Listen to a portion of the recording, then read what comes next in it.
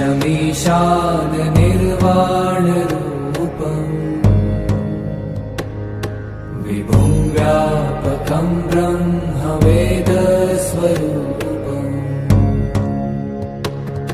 निजं निर्गुणं निर्विकल्पं निरीहम्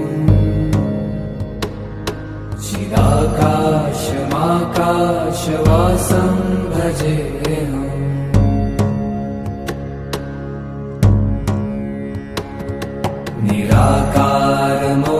निराकारमोङ्कारमूलं तुरीयम् गिराव्या